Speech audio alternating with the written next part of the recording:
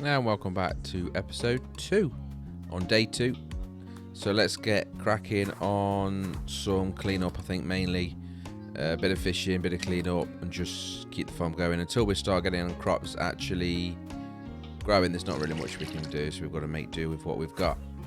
That is the fact that I missed a spot there apparently, so we need to get that watered. So just fill the watering can up because it was dropping, and just generally selling, I'm not going to say crap, but just stuff. There are collectibles in this, the same as any other games of the same make, but for now I'm more about getting gold to get as many seeds as possible. So let's just quickly clear out this area here. I'll try and do that every so often just to keep it tidy, and also gives us a good inventory of what resources we've got. So let's clear this bit out and see what it looks like afterwards.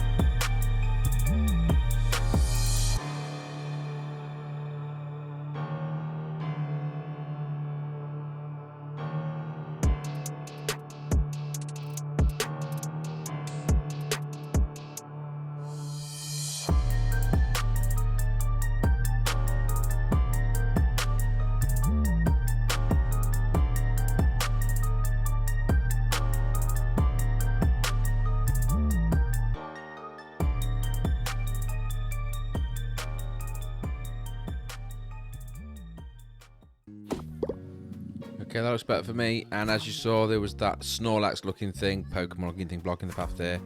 To move him out of the way, we just need 10 wheat and I believe it's 10 apples, which our first harvest, we should be good to do that. It still counts towards the quest of 40 wheat harvested, as you can see. We don't need to keep it, so we'll give that there. Apples, again, are easy enough to get, though I have been selling them, but I think it's still productive for either way. There is a good leveling system in this for all the different categories, exploration being this one, and we'll just upgrade the air skip because that moves us around pretty quick. We've got a level 4 farming, so I'm going to increase the value of the livestock stuff when we get there. And then for mining, I'm going to go for, I believe it's stone splitter. That gives you more stone as you mine. Better chance of drop rate anyway, and you use it quite a lot, and we'll be using it for paths just to tidy things up in the future. So there's quite a lot of levels and perks you can get from this, and this is where it excels, I would say, over other games of the similar nature, as well as then the specialist, which my character, being the fire elemental, is built specifically for fighting and damage dealing, which is a bit further on. There are bosses and various other types of fights you can do, so that should help out a lot. Again, I'm just cleaning again. I like to make clean paths. As you can see, there's some steps up there. There is also a path to the left. So I like to just clean little paths out of the way. Accidentally using my hoe there to make a mark, but I'll clear it up. But yeah, I just like to make little paths. And then as I go forward and I've got enough stone, I'll actually put the paths down, actual stone paths or wooden paths, to stop anything growing. But at the minute, it's a bit difficult to decide how I want to plan my farm, because we can't move the large rocks, the dark grey rocks, or the large trunks that are there, the hardwood. But once we've done that, that's when we can get a much better scope of how we're going to build the base out and make it look pretty and hopefully symmetrical. So going out the farm, we'll just check this dog kennel. We can fix it with 25 planks, which aren't too difficult to make. It's just wood turned into planks, and then we will get quite a good amount of XP off that actually, so we'll do that as soon as we can. Just do a bit of fishing here and see what we can catch. There is a legendary fish in here that pops up, spoiler alert, though I've already said it, but anyway. So we'll just catch a few fish and the legendary fish and move on from there.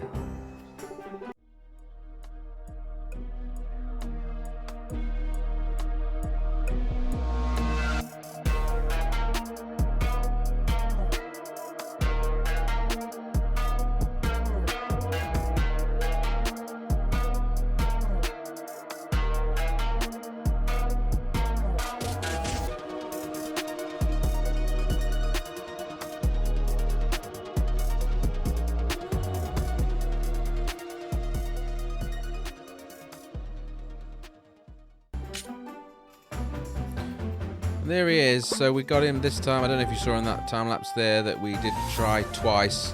It was really fast. I mean, it was fast for the time lapse, of course, but it was just really fast. But we got it, golden carp. Now I'm going to save that. I probably can sell it. I'm not sure how much for, but it is definitely something that is needed for the golden section of the collectibles. So now we'll just do a bit of foraging around the areas that I know have good foraging. Mostly fruit. You can see apples there. Again, we do need apples, but at the minute this is all for selling. So I'm trying to get not only my levels up, as you can see, which will make with the perks will make other things easier as we go along and progress, but also it's just free money, and all we have to do is walk around and shake trees. Okay, so here we are, day 3, straight out and water the crops as always. As we move forward, this will be either skipped or fast forwarded every morning. Of course, the first thing I'm going to do is water anything that needs watering, and in doing so will mean that the stuff will continue to grow. So of course, if you don't water it, it doesn't grow. At this time, I'm actually just moving this apple tree to a more convenient spot. I like them all to be in a nice row so that when I harvest them, it's just easy. Bit of a cutscene here, a gift from Anne.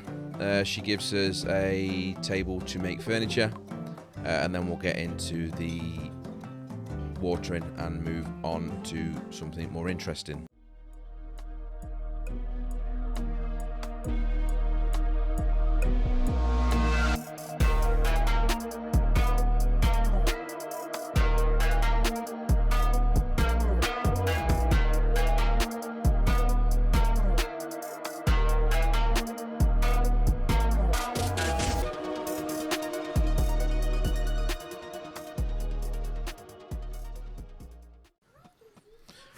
Okay, so a few hours later, or a couple of hours later anyway, I've cleared up a bit more of the farm, a few more bushes, a few more trees, a few more rocks, etc, etc. And we're now going over to the mine for our first dip into the mine. It's got multiple levels as previous, but this one is a bit different. You have to find a rusty key. We're just going up to check this area actually, because this is new. I haven't seen this since I played it last, and this is what seemingly is a fighting arena. But I don't have a sword, so I'm not going in there yet. But we'll go, as soon as I get a sword, we'll go and try that out and see how bad it is. But you have to fight bosses. You can do it in multiplayer with friends, etc. But I'm not playing multiplayer at the minute, or nobody's wanting to play multiplayer with me. So we'll see if that happens and we can try it out. But we are here to do mining, and again, to move into the next floor, you need to find a rusty key. The rusty key allows you to move to the next floor. And every 10 floors you get an award. Now there is the chance that you can actually craft the keys, so copper, silver, gold, etc. And iron. And if you use them, it is permanent, so the floors will be unlocked permanently. But using the rusty keys only does it for that one day. So we're aiming here to get to the first barrier, which is floor 10. After this cutscene of a dragon dropping some rocks on us, which is just teaching you how to mine, we'll then go straight into the mine and try and get to floor 10, and I'll pop up where there's anything interesting happening within the mine. So where we are, floor 1 of the mine, and all it is stones and rocks. You can see a bit of copper down there in the bottom right, just gone off screen. And you're just mining now for any of the resources you want, so that'll be pots, and then obviously as you move forward it's copper, iron, gold, etc. But also you're mining the rocks as well, because you need the rocks for things later on. But also you need to find that key, right? That key can be in the rocks, it can be in the ores, it can be in pots. I'm not aware of any magic behind finding the actual key. It's just RNG, so you just keep hitting. But you want to make sure you get at least the resources. So as you can see there, and then there is like a sapphire down there in the bottom right again. Make sure you get them, but keep getting the rocks as well to try and get the key as soon as possible. Especially when you're on these earlier floors, because you don't get much resource per floor. So you want to get as far on as possible, like floors 5 through 10. You get a lot more copper and even some iron. Okay, so we got the key. And all you do is unlock the door with the rusty key, get back in and choose your next floor. And it's rinse and repeat really. Again, using the rusty keys will unlock the floors one by one, but will reset every day. To unlock these doors or gates permanently, you will need to make or craft the 10 copper keys and then the 10 iron keys for the next 10, etc.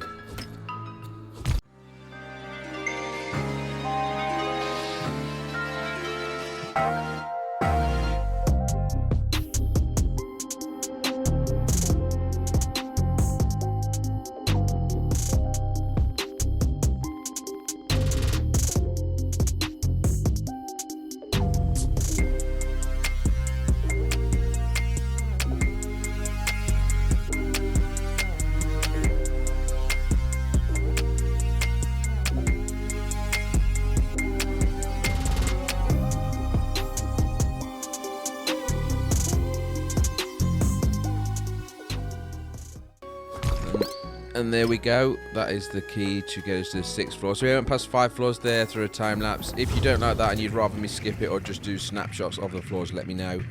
But I just didn't want to get rid of all the data or the video to show you, just especially if you're doing this for the first time, it gives you a better idea of how I'm doing it.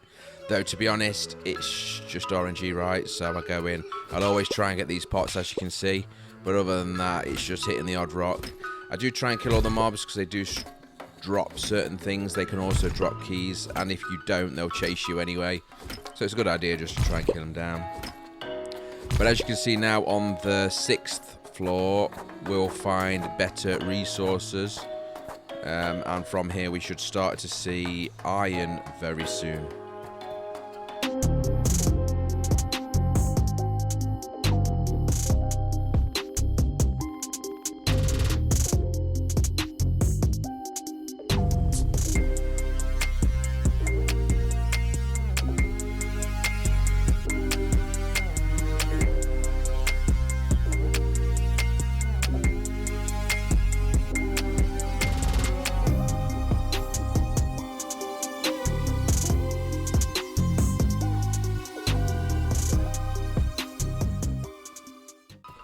And there we go, this is the iron you can see now. So we're on floor 9 and we can see that we're getting iron.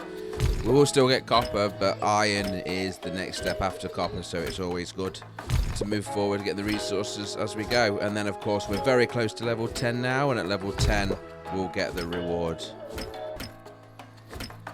Okay, so here we are in floor 10, and there we go, the rusty key. And the final rusty key for this sort of part that we're doing now, which will take us to the number 1 chest level, and all it means is it takes you to a little area. There's nothing to mine, just a chest of goodies to collect, and then we can make our way out of the mine. What time is it? It's nearly 10 o'clock at night, so we've got to go. You can see there the resource that we got from the chest, and 500 coins, which is nice. At 1459 now, but it is nearly night time. You don't pass out from energy like other games, but you will pass out if it hits midnight. And you'll lose, I think, half of your resources, depending on what your settings are. So we'll just make our way back now and see what we've got at the farm. We also need to try and get any and all of the resources we collected either sold or processed. And by processed, I mean we need a furnace. So here we go. We made it back and sold a few items that we had. Up to 2,800 now, so that doubled our money. And we're on day 4. So what we need to do, which is the first thing we always do, as I've said many times now, or at least twice, is get the plants watered. Once we've got the plants watered, we'll have a look at building some new buildings or new crafting facilities to move on with the ores that we collected. We've also got mail, you can see there, so we'll take a look at that too. So let's take a look at this letter. It is from the miner, just basically saying happy that we helped him with the thing, with the quest that we did with that crashing dragon, and then obviously gives us 10 additional copper ore. We're now going to fix this and go into a cutscene. Basically the 2 twins are, and of course you can pause this if you want to read it out. If you want me to read it to you, that's also fine, but I'm not going to go with that at the minute, because usually when I watch these I don't like that. But yeah, so there's the 2, obviously Toppy and Pod, are arguing amongst themselves about who wants to do it quicker than I can or he can, and you just have to pick one. I don't think it makes any difference. I have picked both options and not seen a difference. What it does do is give you a nice amount of experience there. Look, you get 100 from farming, fishing or exploration. I'm going to go farming because we are farmers at the end of the day. I would have took combat over farming, but it wasn't there, so I always will go combat before farming, but farming will be second if not first. Just use up the quests here, the points we've gained. I do want the beekeeper, but we need to finish that last one in the first section there. So top shelf to get more from barn animals. And then of course over to update the hustle, which will increase our movement speed, which for how big the map is actually is quite useful. That and skip together is nice. So just having a look at these crafting tables now, and we can see we've got a furnace there we can craft with some planks and copper. Then the anvil, which is the copper ingots, and then a chest to put all of the bits and bobs in that we're going to get from that. while they're crafting, I'll go down and just chop more trees, more rocks, maybe more weeds, until they're done, and then we can set them up and finally start getting some actual ingots, which will allow us to craft our own tools, upgrade them especially, and our armor as well. Okay, so they're all done, so let's go and collect them. Furnace, anvil, and a chest. And with these 3 items, that is everything we need to get our own ingots, make our own tools, or at least upgrade the tools. Either way you say it, you're making them as well. So I'll put them on the opposite side of the house. Now, I don't actually have a plan because, again, until we actually move the other things, I can't set it up like I want to. So just set them closest to each other. Furnace at the front. Now straight into the furnace, you can see it requires coal and the retrospective, or sorry, wood for copper and the retrospective ore, and then for everything else after that it needs coal and the retrospective ore. So I'll just turn all of the ore we have into ingots, and then sell the spares, because obviously it's per, and just again, like I've said previously, sell as much as possible to keep that gold up to allow us to buy a huge amount of seeds moving forward. I'm trying to split the rock here, but I don't know how to do it, so I gave up. Spoiler. Just brought you back, making another path over here to the west of the farm. I'm doing this for aesthetics and just for ease, so I can see where all the paths are. But there is a reason I brought you back, and that is when you actually move over to it. So you can see there is a path there that goes off to the left-hand side of the screen. We've got to get through these stones first, so I'll just skip through that. And of course, when you walk off the map, you can see this little chest here, and from that we got a sapphire ring. Now this is the first bit of equipment you'll get for free, and it's good. It gives 4 health, 4 mana.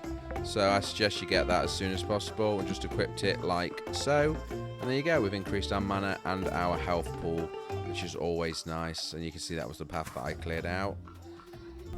And back at the anvil now to use the copper ingots. I go for the sword first because I don't actually have a weapon and I'd like one.